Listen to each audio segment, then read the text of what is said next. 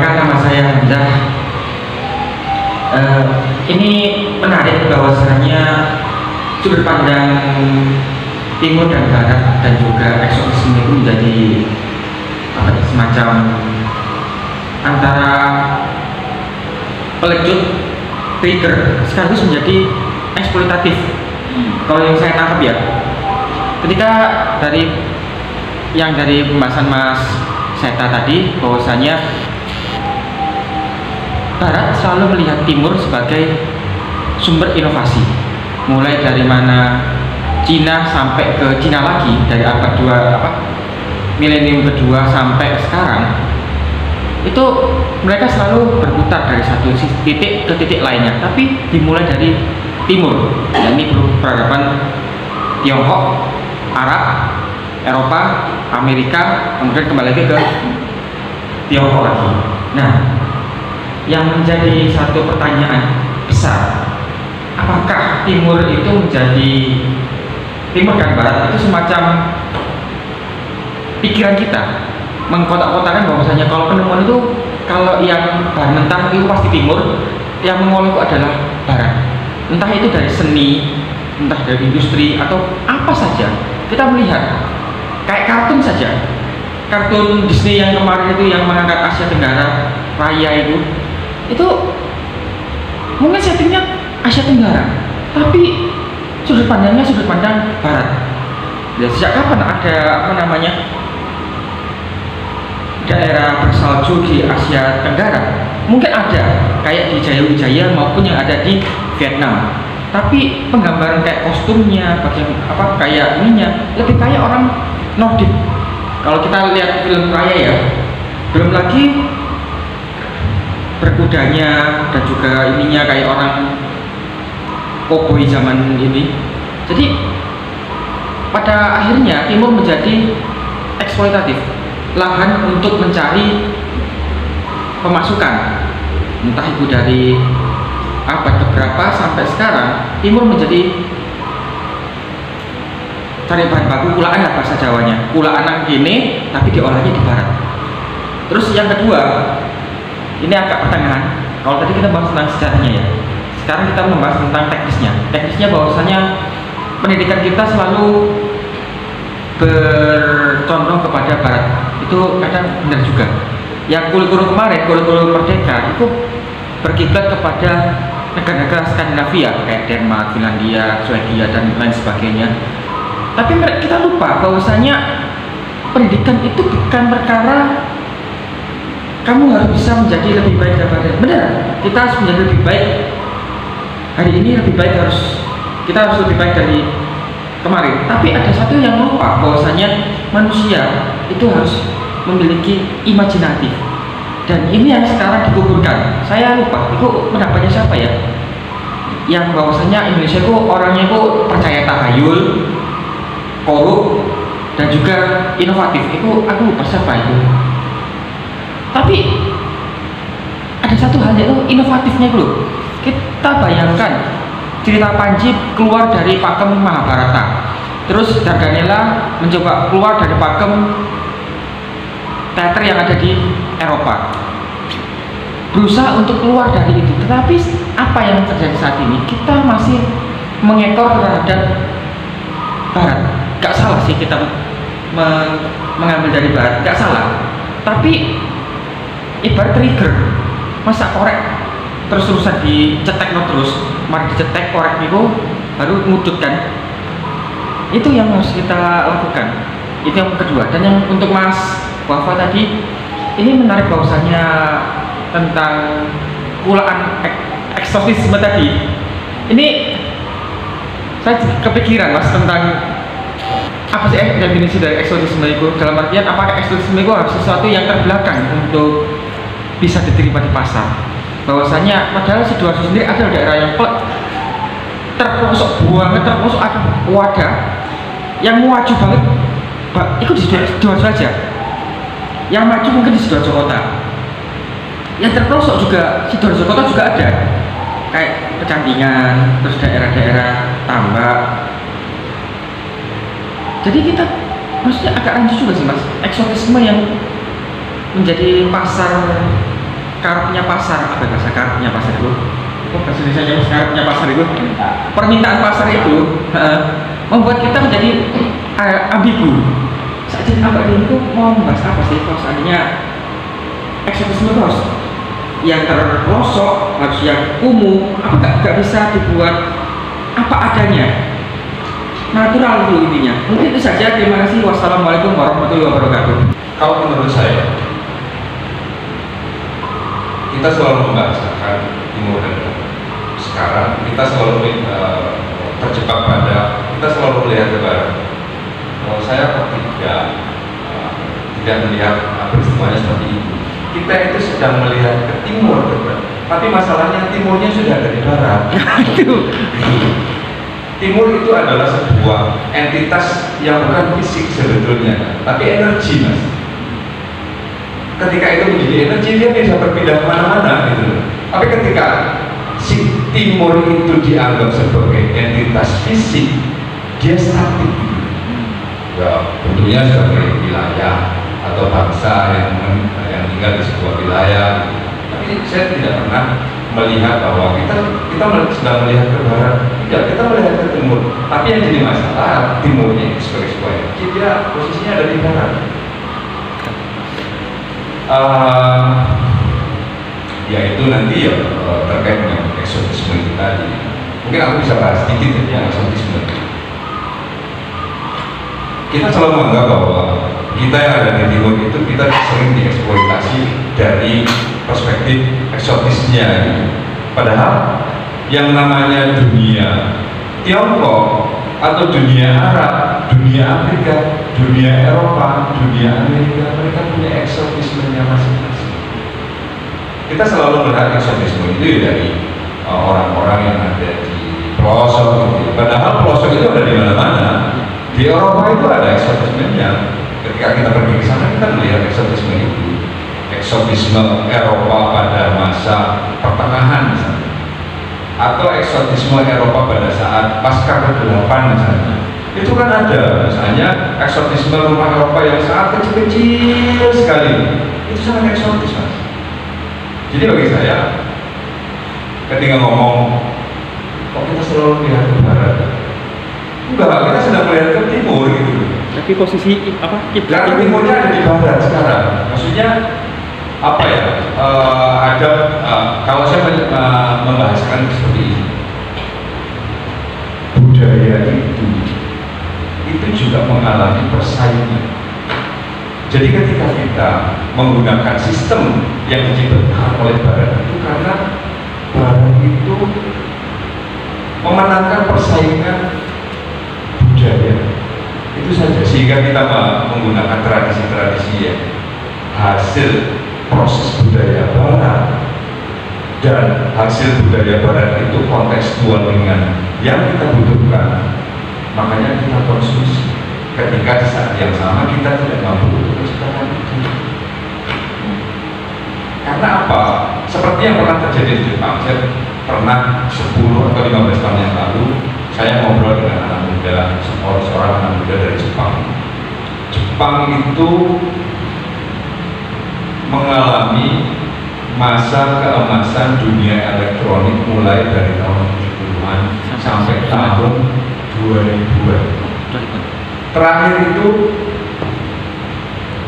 setelah tsunami, Korea muncul, Taiwan muncul, produk-produk Cina muncul. Dari situ anak-anak muda Jepang itu ternyata baru menyadari bahwa ketika ada di puncak, mereka itu lupa untuk apa? Lupa untuk tetap menjaga kejayaan mereka.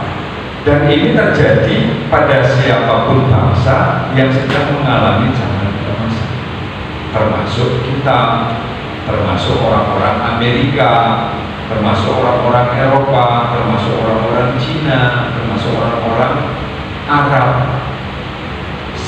Jadi semua hal itu mengacu pada sebuah kurva. Kurva ketika sudah mencapai puncak, dia akan masih turun lagi, karena kalau di perkembangan kebudayaan orang lagi namanya puncak itu lari bersoro-soro nih ketika awal dia membangun dulu.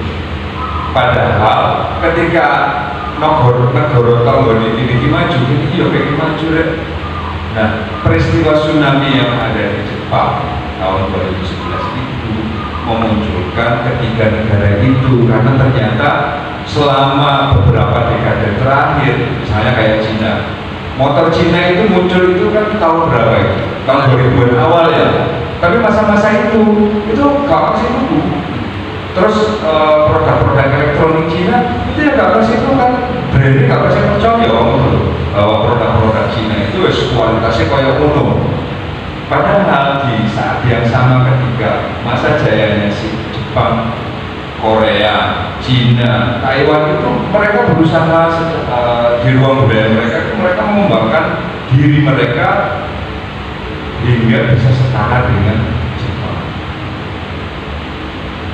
Monumen tsunami itu yang meruntuhkan infrastrukturnya Jepang, sehingga ketika Jepang itu tidak mampu secara ekonomi dan secara apa ya secara ekonomi tidak mampu untuk menopang kehidupan ekonomi mereka karena uangnya itu habis untuk restorasi dampak dari tsunami itu, muncullah Korea dan lain-lain.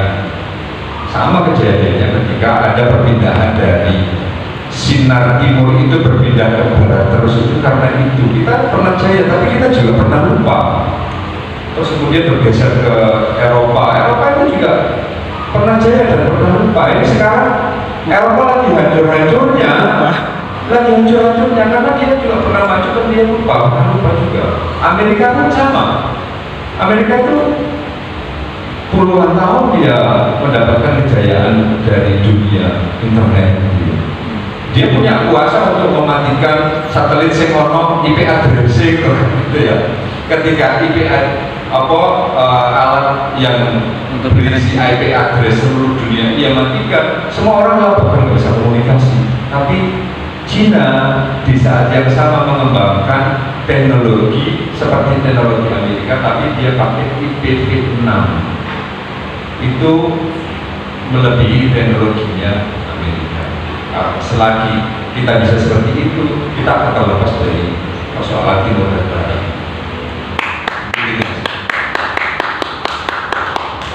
Ya, saya lanjutkan ya. Lebih meneruskan dari jawabannya Mas Eka tadi. Jadi mengapa kita terus seperti berkiblat kepada barat? Seperti yang tadi Mas Hamzah bilang kan, timur itu seolah-olah hanya yang berbahan mentah kemudian diolah lagi oleh barat menjadi barang yang matang gitu kan ya. Nah itu kalau dalam tidak terlepas dari masa kolonial, penjajah lebih didominasi oleh kaum Eropa dan itu berpengaruh sekali pada kita. Sehingga saya pernah baca buku yang judulnya, jika kurang lebih judulnya itu Orang Jawa dan Orang Jepang, covernya itu biru.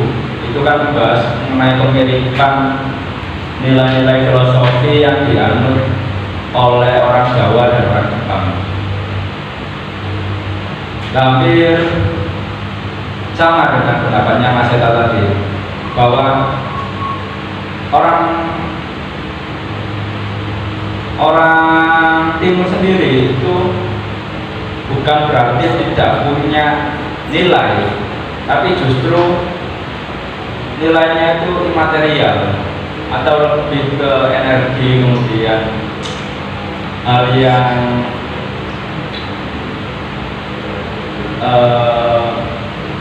semangat, jiwa dan sebagainya. Makanya itu yang dipegang oleh orang-orang Jawa. Sebaliknya orang Barat itu lebih memegang nilai yang material, yang terlihat. Jadi itu bertabrakan dengan ketika kolonial masuk ke Indonesia. Di situ kan kita mulai ada pergeseran yang mulanya itu hidup apa adanya, akhirnya lebih kepada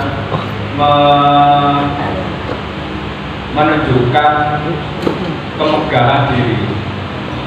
Sebagai contoh, kita terlihat kaya ketika sudah bisa membeli mobil, beli rumah, dan hal-hal yang terlihat. Sebaliknya, nilai Jawa yang dipegang kekayaan itu bukan seperti itu, tapi lebih kepada bagaimana cara bersyukur, menikmati itu. Ya, terus seperti lingkungan kandung dan semangat dalam menjalani hidup dan sebagainya. Jadi ini yang bertabrakan antara jiwa kita, jiwa kelimuran kita, dan yang masa kolonial ketika masuk ke Indonesia. Begitu. Untuk eksotisme tadi, ya jadi eksotisme itu tidak serta-merta pada lokasi atau posisi, tapi bagaimana dan siapa yang memandang. Sebagai contoh, ketika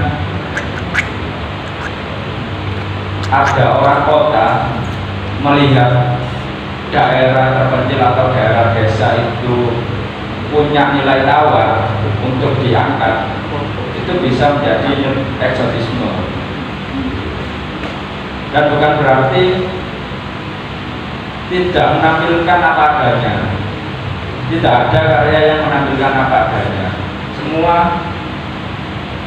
dalam artian selalu ada intervensi dari seniman.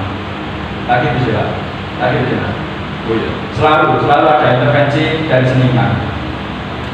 Mau memotret kemiskinan, pasti ada angle tertentu yang entah itu mau menyorot bagian mana atau fokus ke mana. Terus di dalam karya itu selalu ada dari sudut pandang siapa memandang kemiskinan itu. Jadi eksotisme atau cara pandang orientalisme dalam memandang timur dan barat itu tidak serta-merta pada posisi, tapi harus melihat siapa yang memandang dan siapa yang dipandang. Begitu. Ada, dan posisi itu tidak statis. Jadi saat ini mungkin dianggap bahwa Cina adalah timur.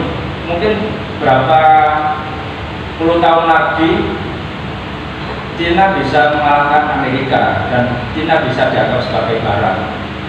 Itu yang saya maksud mengenai ketidakkonsistenan pada posisi timur dan barat. Ya, mirip sama pernyataannya Mas Eta tadi kan, timur yang selalu bergeser itu kan untuk karya kerja.